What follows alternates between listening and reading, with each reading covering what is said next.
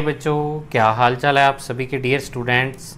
तो देखिए प्यारे बच्चों, अपने कर रहे थे फिजिक्स का चैप्टर नंबर 4 जिसका नाम है विद्युत धारिता, और आज अपने इसका पार्ट नंबर 5 डिस्कस करने जा रहे हैं। तो इसमें जो अपने आज के टॉपिक रहेंगे बच्चों वो है समांतर प्लेट संधारित्र। जो पिछला वीडियो था उसमें अपने संधारित्र के प्रकार पढ़े थे लास्ट में, तो उसमें जो पहला प्रकार है वो था समांतर प्लेट संधारित्र, ठीक है। और दूसरा जो टॉपिक अपने पढ़ेंगे समांतर प्लेट संधारित्र के अंदर ही है ये समांतर प्लेट संधारित्र की धारिता है जब प्लेटों के मध्य परावैद्युत पदार्थ पूर्णतः भरा हुआ हो, ठीक है। ये अपने दो टॉपिक डिस्कस करने हैं। ये 10वां टॉपिक है वो 9 में से रिलेटेड ही है, यानी ऊपर वाले से रिलेटेड ही टॉपिक है। तो चलिए स्टार्ट करते हैं अपने आज की वीडियो। देखिए प्यारे बच्चों, टॉपिक है अपना समांतर प्लेट संधारित्र, ठीक है। इसमें क्या होता है, जैसा कि इसके नाम से स्पष्ट है कि समांतर प्लेट संधारित्र, तो मतलब इसमें क्या होगा, समांतर प्लेटें होंगी, ठीक है। समांतर प्लेटें स्थित होंगी। तो देखो इसकी परिभाषा पढ़ते हैं अपने, क्या होती है समांतर प्लेट संधारित्र की परिभाषा। ऊपर डेफिनेशन लिखी हुई है कि समान आकृति और समान क्षेत्रफल की धातु की दो प्लेटें परस्पर अल्प दूरी पर एक दूसरे के समांतर स्थित हों तो यह व्यवस्था क्या कहलाती है, समांतर प्लेट संधारित्र कहलाती है, ठीक है। यानी आपको क्या करना है, धातु की दो प्लेटें लेनी है और उन दोनों प्लेटों को क्या कर देना है, कुछ दूरी पर रख देना है, अल्प दूरी पर रखना है, यानी बहुत ही कम दूरी पर रख देना है। तो अब दोनों ही कौन सी प्लेटें होंगी, चालक प्लेटें होंगी। धातु क्या होता है, चालक होते हैं, तो तभी अपने चालक की जगह यहाँ धातु लिख दिया। तो दोनों का समान आकृति, मतलब एक प्लेट अगर मान लो वर्गाकार है तो दूसरी भी वर्गाकार, एक वृत्ताकार है तो दूसरी भी वृत्ताकार, और दोनों का क्षेत्रफल भी क्या हो, समान हो, उनको कुछ दूरी पर रख दे तो इसको अपने क्या कह देते हैं, समांतर प्लेट संधारित्र कह देते हैं, ठीक है। अब नेक्स्ट क्या है, नेक्स्ट जो पॉइंट है इसमें एक चीज मैं आपको और क्लियर कर दूं बच्चों, जो मैं ये पॉइंट्स बना के लिखता हूं ना थ्योरी को, तो आप इसको पैराग्राफ बना के लिख सकते हो पेपर में, जरूरी नहीं पॉइंट बना के लिखना। पॉइंट बनाने से ये याद हो जाती है ये वाली चीज, ठीक है। तो तभी मैं इसमें क्या करता हूँ, इनको पॉइंट बना के लिख देता हूँ ताकि आपके याद हो आसानी से। पेपर में आप इसको पैराग्राफ बना के लिखना, ठीक है। तो नेक्स्ट पॉइंट क्या है इसमें कि संधारित्र को आवेशित करने के लिए इन प्लेटों को बैटरी से जोड़ा जाता है। प्लेटों को बैटरी से जोड़ते हैं और बैटरी का मुख्य कार्य इलेक्ट्रॉनों को विस्थापित करना होता है। मतलब बैटरी क्या करती है कि अगर दो प्लेटें हैं तो एक प्लेट के इलेक्ट्रॉन दूसरी प्लेट पर क्या कर देती है, स्थानांतरित कर देती है। तो अब अगर मान लो इस प्लेट के इलेक्ट्रॉन इस प्लेट पर चले गए तो इस पर नेगेटिव चार्ज आ जाएगा, और इस वाली प्लेट पर जो इलेक्ट्रॉनों का त्याग कर रही है उस पर पॉजिटिव चार्ज आ जाएगा, ठीक है। तो बैटरी का कार्य इलेक्ट्रॉनों को विस्थापित करना होता है। नेक्स्ट पॉइंट क्या है इसमें कि बैटरी को जोड़ने से पॉजिटिव से जुड़ी प्लेट इलेक्ट्रॉन का त्याग करती है। तो यानी जो पॉजिटिव जुड़े है वो उस पर पॉजिटिव चार्ज आएगा, और पॉजिटिव चार्ज कब आता है, किसी भी प्लेट पर, जब वो इलेक्ट्रॉनों का क्या करे, त्याग करे। तो वो इलेक्ट्रॉनों का त्याग करती है और नेगेटिव से जुड़ी प्लेट क्या करती है, इलेक्ट्रॉन ग्रहण करती है। नेगेटिव जो सिरा उससे जुड़ी प्लेट क्या होगी, इलेक्ट्रॉनों को ग्रहण करेगी, ठीक है। तो अतः एक प्लेट पर प्लस क्यू आवेश आ जाता है और दूसरे पर माइनस, क्योंकि देखो एक प्लेट के जितने इलेक्ट्रॉन क्या होंगे वो दूसरी प्लेट पर चले जाएंगे। तो एक प्लेट से जितने इलेक्ट्रॉन दूसरी पर जाएंगे तो उतना उस पर नेगेटिव चार्ज और उतना ही इस पे क्या आ जाता है, पॉजिटिव चार्ज आ जाता है। तो एक पे प्लस क्यू चार्ज आ जाता है और एक पे माइनस क्यू चार्ज आपके पास आ जाता है, ठीक है। अतः प्लेटों पर समान आवेश व क्षेत्रफल समान होने के कारण प्रत्येक प्लेट का पृष्ठ आवेश घनत्व क्या होता है, माइनस समान होता है, प्लस सिग्मा और माइनस सिग्मा। अब आपको देखो एक प्लेट पर प्लस क्यू आवेश है और दूसरी प्लेट पर प्लस क्यू आवेश है। अब मान लो पहली प्लेट का क्षेत्रफल भी ए है और दूसरी का भी ए है, क्योंकि संधारित्र में दोनों प्लेटें जो आप लेते हैं उन दोनों के क्षेत्रफल क्या होते हैं, समान होते हैं। तो अब पहले का भी समान दूसरे का भी समान, तो इसका जो पृष्ठ आवेश घनत्व है वो तो प्लस सिग्मा आ जाएगा, प्लस सिग्मा लिख देंगे इसको, और इसका माइनस सिग्मा। पृष्ठ आवेश घनत्व होता क्या है, इकाई क्षेत्रफल पर उपस्थित आवेश को पृष्ठ आवेश घनत्व अपने कह देते हैं, ठीक है। तो प्लस सिग्मा और माइनस सिग्मा होता है। अब नेक्स्ट क्या है, अपने निकालते हैं इसका सूत्र। यहाँ से सूत्र स्थापना इसकी स्टार्ट हो जाती है। आप अगर लिखना चाहो तो इसकी सूत्र स्थापना आप यहाँ से लिख सकते हो।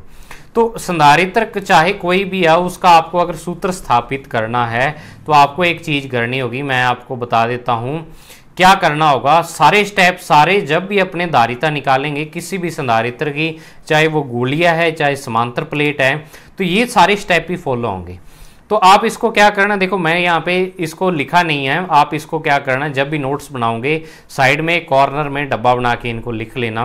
क्या लिखोगे डिब्बे में कि सबसे पहले आपको स्टेप कौन कौन से फॉलो करने हैं, धारिता ज्ञात करने के स्टेप्स। ठीक है, स्टेप कौन कौन से फॉलो करने हैं। तो पहला स्टेप क्या होगा कि सबसे पहले जो भी अपने को वस्तु दी हुई है, चाहे तो गोला, अगर गोलीय संधारित्र है तो उसमें गोला होगा, समांतर प्लेट है तो उसमें प्लेटें होंगी, तो उनके लिए जो भी आकृति अपने को दी हुई है उसके लिए विद्युत क्षेत्र का मान लिखेंगे, यानी ई का मान लिखेंगे।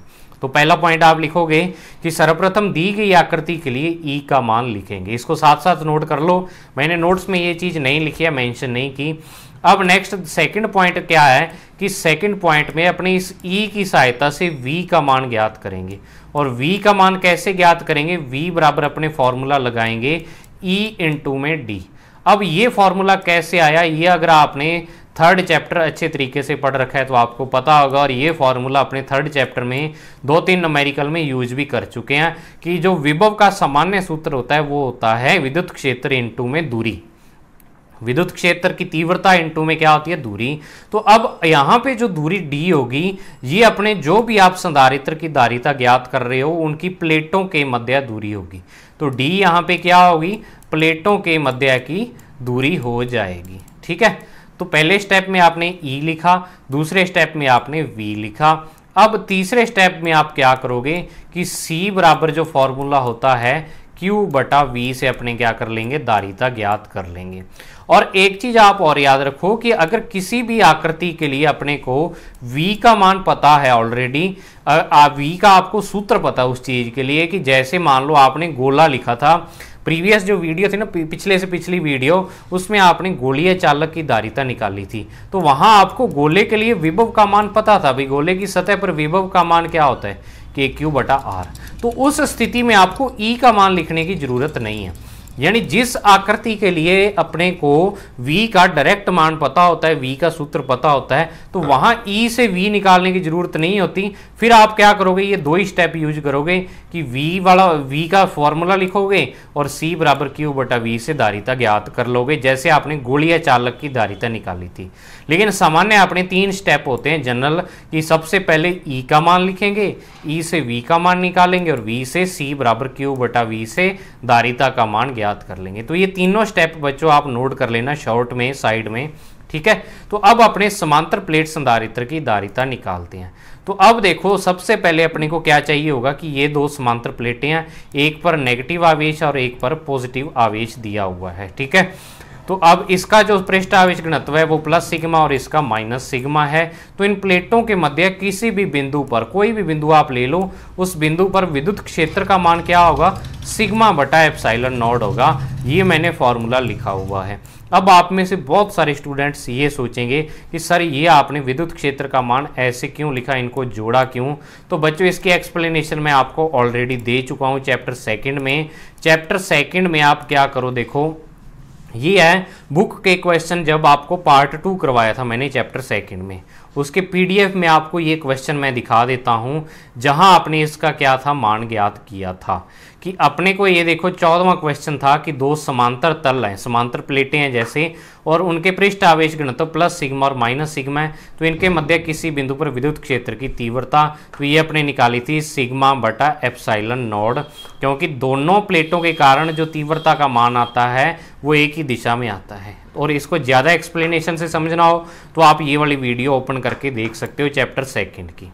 ठीक है, तो अब यहाँ पे जो विद्युत क्षेत्र की तीव्रता का मान अपने लिखा, तो बिल्कुल वही जो वहाँ 14वें क्वेश्चन वाली स्थिति थी वो यहाँ पे उत्पन्न हो रही है। अगर तभी मैं कहता हूँ कि जो पिछले चैप्टर हैं वो आपके अगर याद होंगे तो आगे वालों को समझने में आसानी होगी। तो E बराबर सिग्मा बटा एप्सिलॉन नॉट आ जाएगा आपके पास, और सिग्मा का मान देखो यहाँ पे क्या होगा कि एक प्लेट पर आवेश और उसका क्षेत्रफल, क्योंकि इकाई क्षेत्रफल पर जो आवेश होता है वो सिग्मा होता है, तो सिग्मा का मान यहाँ पे Q बटा A लेंगे, ऐसे ही लेते हैं, तो Q बटा A लेंगे। तो अब इस सिग्मा का मान आप क्या करो, यहाँ पे रख दो, तो ये आ जाएगा Q बटा A एप्सिलॉन नॉट। तो वही चीज़ यहाँ पे कि E का मान, A यहाँ पे क्या है, कोई भी एक प्लेट है उसका क्षेत्रफल, तो सिग्मा का मान पुट कर दिया Q बटा A एप्सिलॉन नॉट। तो अब देखो समांतर प्लेट संधारित्र में अपने एक चीज़ यहाँ पे ये मानते हैं कि दोनों प्लेटों के मध्य जो दूरी है वो D है। ठीक है, कितनी है, स्मॉल डी है, क्योंकि अपने को विभव निकालना होगा बच्चों। तो विभव निकालने के लिए देखिए क्या करेंगे, दूरी दी है तो विभवांतर, दोनों प्लेटों के मध्य विभवांतर क्या होगा, तीव्रता इंटू में डी हो जाएगा। V बराबर ए इंटू डी फॉर्मूला लगाया। देखो पहला स्टेप लिखा E का मान, दूसरे स्टेप में V बराबर ए इंटू डी लिखा। तो E का मान यहाँ पे रख दो, ये वाला जो ऊपर आपने निकाला था, क्या मान आया था ऊपर से जो मान आया था कि Q बटा ए एप्सिलॉन नॉट, वो यहाँ पे आप क्या करो, पुट कर दो। तो V का मान आपके पास QD बटा ए एप्सिलॉन नॉट आ जाएगा। अब नेक्स्ट थर्ड स्टेप यहाँ पे होता है। थर्ड स्टेप में क्या होता है, C बराबर Q बटा V से आपको धारिता निकालनी होती है। तो C बराबर Q बटा V फॉर्मूला लगाओ, V का मान रखो यहाँ पे। तो देखो Q से Q कैंसिल हो जाएगा, ये A एप्सिलॉन नॉट ऊपर आ जाएगा और ये D नीचे पड़ा रहेगा। तो epsilon not A upon D। तो आपको पता लग गया अभी धारिता क्या होती है, C बराबर एप्सिलॉन नॉट A बटा में D होती है समांतर प्लेट संधारित्र की धारिता। और बहुत ही इंपॉर्टेंट सूत्र है ये, और कंपटीशन एग्जाम के लिए भी बहुत ही इंपॉर्टेंट है, ठीक है। तो अब यहाँ से एक चीज स्पष्ट है, जब अपने सूत्र है तो सूत्र की सहायता से आप ये चीज निकाल सकते हो कि जो धारिता है वो किन किन कारकों पर निर्भर करती है। तो एप्सिलॉन नॉट ये होता है माध्यम पर भी निर्भर करती है। लेकिन यहाँ पे क्षेत्रफल के क्या होगी, C समानुपाती A, यानी प्लेटों के क्षेत्रफल के तो धारिता समानुपाती होती है, और C क्या है, D के व्युत्क्रमानुपाती है या 1/D के समानुपाती। तो प्लेटों की मध्य दूरी के व्युत्क्रमानुपाती होती है। मतलब समांतर प्लेट संधारित्र की धारिता अगर आपको बढ़ानी है तो प्लेटों का क्षेत्रफल बढ़ा दो। तो वही चीज यहाँ पे भी वो वाला पॉइंट क्लियर हो रहा है, कौन सा, जो आपने प्रीवियस वीडियो में पढ़ा था कि जो धारिता का मान है वो चालक की आकार और आकृति पर निर्भर करता है, ठीक है। आकार और आकृति पर क्या करता है, धारिता का मान निर्भर करता है। तो वो पॉइंट यहाँ पे भी क्लियर हो रहा है कि C समानुपाती A यानी क्षेत्रफल पर निर्भर कर रहा है। अब नेक्स्ट क्या है, नेक्स्ट जो टॉपिक है वो ये है कि समांतर प्लेट संधारित्र की धारिता जब प्लेटों के मध्य परावैद्युत पदार्थ पूर्णतः भरा हुआ हो। तो अब आपने जब गोलीय संधारित्र निकाला था उसमें भी ये चीज आपने की थी कि जब आपने क्या कर लेते हैं, गोलीय संधारित्र की एक तो सीधी धारिता निकाली थी और एक आपने जब उसको माध्यम में रख दिया था। तो अब वही चीज है कि अब आपने प्लेटों के बीच जो जगह थी, ऊपर वाला सूत्र तो तब है जब आपकी प्लेटों के मध्य या तो वायु है या निर्वात है, ठीक है। वायु या निर्वात के लिए अपने सूत्र कौन सा लगाएंगे, epsilon not A upon D। अब ये वाला फॉर्मूला बच्चों आप खुद निकाल सकते हो, इसको खुद निकाल के देखना भी क्या करेंगे अपने। तो देखो क्या करेंगे वो आपको समझा देता हूं मैं कि जब पदार्थ पूर्णतः भरा हुआ हो, मतलब पूर्णतः का मतलब यहाँ पे ये है कि जो आपने समांतर प्लेटें ली हुई हैं उनके बीच जो D दूरी है, इस पूरी D दूरी में जो आपने पदार्थ है पूरा भर रखा है। अब आप में से कई स्टूडेंट्स ये सोचेंगे कि सर यहाँ पे गैप रह गया, यहाँ पे रह गया। तो बच्चों ये आवेश को दर्शाने के कारण रह गया, वैसे आवेश इन प्लेटों पर उपस्थित होता है और उनके बीच का जो गैप होगा उस पूरे गैप में अपने क्या कर देंगे, परावैद्युत पदार्थ को भर देंगे, ठीक है। तो ये आवेश को दर्शाने के कारण यहाँ पे थोड़ा थोड़ा गैप रह गया है, लेकिन एक्चुअल में ये गैप बिल्कुल नहीं होता यहाँ पर, ठीक है। तो अब देखो अपने क्या करते हैं, यहाँ पे पहले थ्योरी लिखते हैं। थ्योरी में क्या आएगा कि चित्रानुसार एक समांतर प्लेट संधारित्र है, इसकी प्रत्येक प्लेट का क्षेत्रफल A और इनके मध्य दूरी D है। तो देखो ये थ्योरी आपको याद करने की जरूरत नहीं होती, जो जो चीज़ें आपको दी होती हैं उनको बस लिखना होता है। इस D दूरी को एप्सिलॉन R परावैद्युतांक वाले माध्यम से भरा जाता है। अब इसमें और ऐड करना चाहो तो और ऐड कर सकते हो, एक प्लेट पर +Q आवेश और दूसरे पर क्या है, -Q आवेश है, ठीक है। तो थ्योरी आप खुद लिख सकते हो। तो अब देखो प्लेटों के बीच जो परावैद्युत प्लेटों के बीच जो विद्युत क्षेत्र का मान लिखेंगे अपने, वो यहाँ पे मैंने लिख दिया Q बटा A epsilon naught epsilon R। अब ये कैसे लिखा, देखो E का मान आपने ऊपर पढ़ा था, अभी Q बटा A एप्सिलॉन नॉट होता है निर्वात के लिए। तो जब आप इसको माध्यम के लिए लिखोगे तो ये आ जाएगा Q बटा A एप्सिलॉन माध्यम, ठीक है। एप्सिलॉन क्या आ जाएगा, यहाँ पे माध्यम आ जाएगा आपके पास, ठीक है। तो अब माध्यम आ गया, तो एप्सिलॉन जो माध्यम होता है इसकी वैल्यू आपको बच्चों पता है, अगर फर्स्ट चैप्टर आपने अच्छे तरीके से कर रखा है, एप्सिलॉन नॉट एप्सिलॉन R होती है। इसको आप देख भी लेना वहां पे फर्स्ट चैप्टर में। एप्सिलॉन माध्यम और एप्सिलॉन R, इन दोनों में फर्क क्या होता है, एप्सिलॉन माध्यम को तो बोलते हैं माध्यम की विद्युतशीलता और एप्सिलॉन R को बोलते हैं माध्यम का परावैद्युतांक, ठीक है। अब यहाँ पे अपने Q बटा A epsilon naught epsilon R लिख देंगे, क्योंकि यहाँ पे Q बटा ए एप्सिलॉन माध्यम होगा यहाँ पे उपस्थित, तो ए एप्सिलॉन माध्यम को एप्सिलॉन नॉट एप्सिलॉन आर लिखा। पहला स्टेप कंप्लीट हो गया अपना। अब नेक्स्ट स्टेप में देखो बच्चों क्या होता है, विद्युत क्षेत्र लिख दिया, उसके बाद आपको क्या करना होता है, विभवांतर का मान लिखना होता है। तो V बराबर अपने लिखेंगे E इंटू डी, ये फॉर्मूला। तो अब प्लेटों के बीच की जो दूरी है वो तो डी रही पहले वाली, तो Q इंटू डी बटा A epsilon naught epsilon R. अब तीसरे में क्या लिखेंगे, धारिता का मान, तो C बराबर Q बटा V, और माध्यम आ रहा है तो C माध्यम लिख दिया मैंने, तो C माध्यम बराबर Q बटा V अपने यहाँ पे लिखेंगे। तो ये आ जाएगा Q बटा में Q D upon A epsilon naught epsilon R. तो देखो Q से Q कैंसिल हो जाएगा और ये वाली पूरी टर्म यहाँ ऊपर चली जाएगी, तो आपके पास रहेगा epsilon naught epsilon R A upon D. तो C माध्यम जो आ जाएगा, अब यहाँ पे जो एक चीज है, यहाँ पे एप्सिलॉन नॉट ए और अपॉन में डी, एप्सिलॉन नॉट ए और अपॉन में डी, ये क्या है, धारिता का मान है जब आपकी प्लेटों के बीच या तो निर्वात है या हवा भरी हुई है, और एप्सिलॉन आर। तो आपको यहाँ पे देखो, वैसे फॉर्मूला अगर माध्यम वाला है, माध्यम आपको दे रखा है, तो फॉर्मूला धारिता के लिए आप यही लगाओगे, लेकिन यहाँ से अपने को एक चीज पता लग रही है कि C माध्यम है वो epsilon R into C R है। मतलब जब आपने एप्सिलॉन आर परावैद्युतांक वाला माध्यम रख दिया प्लेटों के बीच, तो जो समांतर प्लेट संधारित्र है उसकी धारिता एप्सिलॉन आर गुना हो जाती है, मतलब बढ़ जाती है। ठीक है, तो वही चीज यहाँ पे लिखी है कि C बराबर यहाँ पे क्या है, कि एप्सिलॉन नॉट ए अपॉन में डी है।